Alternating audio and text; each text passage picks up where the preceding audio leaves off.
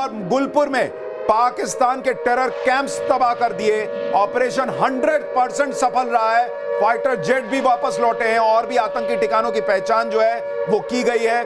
और वहां पर जैसे मेजर गौरव आर्या कह रहे हैं कि ये अभी पिक्चर, मेजर गौरव आर्या जैसा कह रहे हैं कि ये अभी शुरुआत है, अभी जो है इसके बाद भी बहुत कुछ होना है। पाकिस्तानी और इंडिया ने जंग शुरू कर दी है। अभी मेरे बहावलपुर सिटी के अंदर मौलाना मसूद अजहर साहब के जो है मदरसा है उसके ऊपर 4 मिसाइल दागे गए हैं। 4 मिसाइलों के साथ हमला किया गया है मौलाना मसूद अजहर साहब के मदरसे के ऊपर। हम अपनी अफवाज पाकिस्तान के साथ खड़े हैं, लेकिन मेरा सवाल है कि हमारी एजेंसीज कहाँ सोई हुई थी, हमारी अफवाज पाकिस्तान कहाँ सोई हुई थी जब ये हमला हुआ। मुजफ्फराबाद की भी खबर आ रही है कि मुजफ्फराबाद वाली साइड पे भी ये अटैक हुआ है, लेकिन सबसे पहले मेरे बहावलपुर सिटी के अंदर अटैक हुआ है ब्लास्टिक मिसाइल के साथ। उन्होंने हमला किया है मौलाना मसूद अजहर साहब के मदरसे के ऊपर। 4 मिसाइल मारे गए हैं। अभी ये कहना कबल वक्त है। जय हिंद दोस्तों, तो जैसा कि खबर आ रही है कि पाकिस्तान के लगभग 9 आतंकी ठिकानों को हमने तबाह कर दिया है। हमारी सेना ने एक्शन ले लिया। अभी तक भारत सरकार आर्थिक तौर पर एक्शन ले रही थी, अब भारतीय सेना ने भी एक्शन ले लिया और जिसके बारे में मेजर गौरव आर्य आपको बेहतर बताएंगे। लेकिन यहाँ पर एक सवाल आता है कि या ये स्ट्राइक कंप्लीट है, क्या इससे हमारा बदला पूरा हो गया? तो हालांकि देखिए, वैसे तो अगर सरकार या सेना कहती है कि ये हमने ऑपरेशन पूरा कंप्लीट कर दिया है तो निराश होने की ज़रूरत है, क्योंकि वो लोग जो इनके पीछे थे, ये जिस देश में लाखों करोड़ों आतंकवादी हैं वहाँ पर आप 200-400 आतंकवादी मार भी दो तो उससे कोई फ़र्क नहीं पड़ेगा। उनके जो ठिकाने हैं उन्हें उड़ा दो, उससे भी कोई फ़र्क नहीं पड़ेगा। जो पीछे मेन लोग बैठे हुए हैं, जब तक आप उन तक नहीं पहुंचोगे तब तक आतंकवाद का सफाया नहीं होगा और ये करना ज़रूरी है। और भविष्य में इसके इंडिकेशन अभी तो नहीं मिल रहे हैं फिलहाल।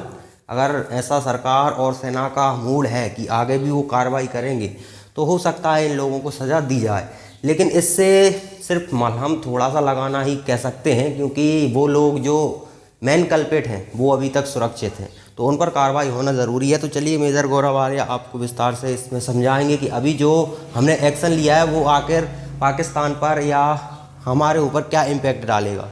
ये एक और तस्वीर आ रही है, वहां पर लगातार एम्बुलेंसेस की आवाज सुनाई दे रही है। ये एक और विजुअल है जहां पर सिर्फ और सिर्फ एम्बुलेंसेस दिख रही है। सिविल डिफेंस शेखपुरा, ये वहां पर गाड़ी पर लिखा हुआ है। आज हमारा सिविल डिफेंस एक्टिवेट होना था सुशांत भाई, इनका एक्टिवेट हो गया। आज तो हमें बोला था। हाँ, आज हमारे यहां सायरन बजना था इनके यहां सायरन, लेकिन वहां सायरन बजा है।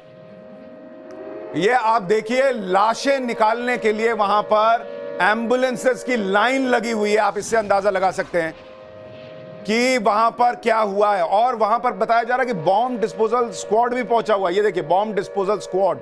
अब क्या इनको यह भी शक है कि वहां पर कोई बम रह गया होगा जो फट सकता है? बिल्कुल बिल्कुल, तभी बॉम्ब कभी कभी ऐसा होता है ऑर्डिनेंस के साथ, या कभी कभी ऐसा होता है मिसाइल्स के साथ कि कोई मिसफायर होता है कि मिसाइल गिरी है और फिर वो फटी नहीं। ऐसा हो जाता है, हजारों में से एक आध ऐसा कुछ निकल जाता है पीस।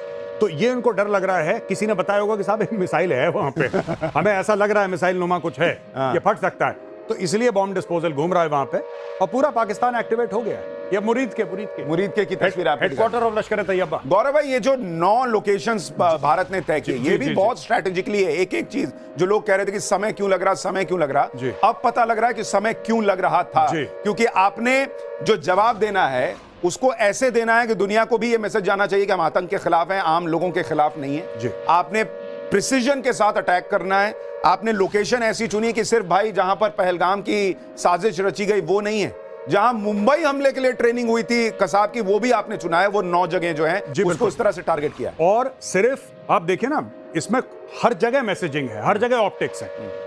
आपने सिर्फ लाइन ऑफ कंट्रोल पार नहीं करा, आपने इंटरनेशनल बॉर्डर पार करा, आपने प्लेटफॉर्म से इंटरनेशनल बॉर्डर, आपने जो टारगेट करा है मुरीद के, या आपने टारगेट करा है बहावलपुर, फॉर एग्जांपल कई जगह करा है। 2 का उदाहरण दे रहा हूं, ये है कहां पे? ये तो पंजाब में। आपने पाकिस्तान में पंजाब में जाके ठोका है, यानी कि पाकिस्तान अगर पूरा जले, पाकिस्तान को फर्क नहीं पड़ता, बलूचिस्तान जले, खैबर पख्तूनख्वा जले, पाकिस्तान ऑक्यूपाइड कश्मीर जिसको ये लोग आजाद कश्मीर बोलते हैं वो जले, इनको कोई फर्क नहीं पड़ता जब तक पंजाब सुरक्षित है। आज सरकार ने यह बता दिया, फौज ने यह बता दिया कि पंजाब भी सुरक्षित नहीं है। नहीं, लेकिन हमारे दर्शकों के लिए समझाइए कि पाकिस्तान की जो सबसे दुखती हुई नब्ज है जी, वो पंजाब, वहां वाला पंजाब क्यों है? इसीलिए क्योंकि 54% ऑफ पॉपुलेशन ऑफ पाकिस्तान ये पंजाबी है, नंबर 1। नंबर 2, पूरे आर्मी में, ब्यूरोक्रेसी में, सिविल सर्विसेज में, जस्टिस सिस्टम में, हर जगह पंजाबी हैं 54%, 90% उनका दबदबा है। पाकिस्तानी पंजाबी हैं, वो पाकिस्तान को कंट्रोल करते हैं। आपको क्यों लगता है कि बलोचों ने हथियार उठा रखे हैं, पश्तूनों ने हथियार उठा रखे हैं? आपने वो देखा होगा वीडियो, बड़ा वायरल हो रखा है कि वहां पे जो मौलवी है वो सबसे पूछ रहा है कि तुम में से कौन लड़ेगा।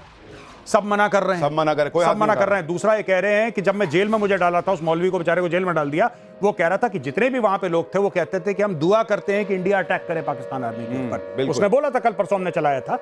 इसीलिए मैं बोल रहा हूं आपके, यही बात है।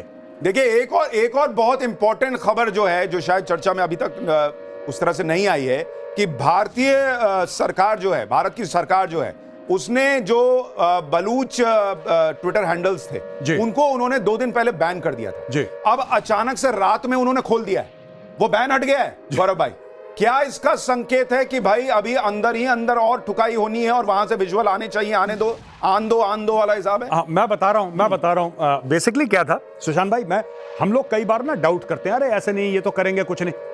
सरकार के पास और फौज के पास ऐसी इंफॉर्मेशन होती है जो हमारे पास नहीं है, पर वो बोल नहीं सकते क्योंकि बोलेंगे तो भेद खुल जाएगा। इसलिए चुपचाप बैठो, किसी को कुछ नहीं पता। कि मुझे भी लग रहा था यार कि बलोचों का क्यों ब्लॉक कर दिया, वो तो प्रो इंडिया ही बात करते हैं या अपनी आजादी की बात करते हैं, उनका क्यों ब्लॉक कर दिया? अब पता लगा उनको जब खोलना बंद करना था बंद कर दिया और अचानक खोल दिया। ये पूरा का पूरा गेम प्लान, पूरा का पूरा डिसेप्शन। अच्छा, सिविल डिफेंस वाले कुछ करेंगे, अच्छा ये करेंगे, मीटिंग पे मीटिंग हो रही है, किसी को कुछ नहीं पता क्या चल रहा है। आपने पाकिस्तानी हैंडल ब्लॉक कर दिया, क्यों? क्योंकि आपको लगा कि वहां से मिस इन्फॉर्मेशन होगी, डिसइंफॉर्मेशन होगी। हाँ, वो तो अभी करेंगे। हम दर्शकों को एक चीज और क्लियर कर दें बॉस, अभी ये जो लड़ाई है वो सिर्फ और सिर्फ गोला बारूद से नहीं लड़ी जाएगी, ये मिस इंफॉर्मेशन की भी एक लड़ाई है। और मैं आपको सचेत कर दूं कि अभी आप ट्विटर पर जाएंगे तो आपको मिस इंफॉर्मेशन की भी बाढ़ दिखेगी। वहां पर आपको ऐसे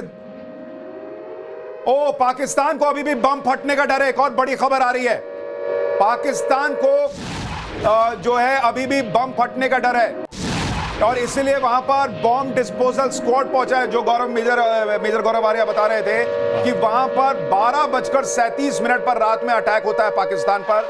बहावलपुर, मुजफ्फराबाद में हमला होता है। मुजफ्फराबाद में लश्कर का हेडक्वार्टर तबाह कर दिया है भारत ने। बहावलपुर में मसूद का अड्डा वो मिट्टी में मिल चुका है। कोटली में जमातुद्दावा का अड्डा तबाह, खत्म। वो ढूंढ रहे हैं कहां था भाई हिस्सा हमारा। और गुलपुर में पाकिस्तान के टेरर कैंप्स तबाह कर दिए। ऑपरेशन 100% सफल रहा है। फाइटर जेट भी वापस लौटे हैं और भी आतंकी ठिकानों की पहचान जो है वो की गई है। और वहां पर जैसे मेजर गौरव आर्या कह रहे हैं कि ये अभी पिक्चर, मेजर गौरव आर्या जैसा कह रहे हैं कि ये अभी शुरुआत है, अभी जो है इसके बाद भी बहुत कुछ होना है। गौरव भाई, ये तस्वीरें देखकर जी मुझे लग रहा है एक बार तो जय हिंद हम दोनों को साथ में बोलना चाहिए। बिल्कुल, जय हिंद। और ये तस्वीर आपको बता रही है ऑपरेशन सिंदूर। मांग का सिंदूर उजाड़ा था, ऑपरेशन सिंदूर से बदला लिया है। धर्म पूछ के मारा था, धर्म बता के जवाब दिया। हिंदू महिलाएं बहनें जो हैं, माताएं बहनें सिंदूर लगाती हैं, इसलिए ऑपरेशन सिंदूर नाम रखा कि तुमको जवाब में डाउट ना रहे कि तुम धर्म पूछ के कह रहे थे ना कि मोदी को बता देना, ये मोदी के भारत का जवाब है, ये याद रखो। और आप भी घर में जहां हैं वहीं पर जय हिंद का नारा एक बार लगाइए। ये अपने देश की सेनाओं के लिए लगाइए, उनकी हिम्मत के लिए लगाइए। आपकी आवाज शायद उन तक ना पहुंचे, लेकिन आपके दिल से जो बात निकलेगी उन तक पहुंचेगी कि उन्होंने जो किया है, अपने जान को जोखिम में डाल के जो किया है, वो देश के लिए किया है।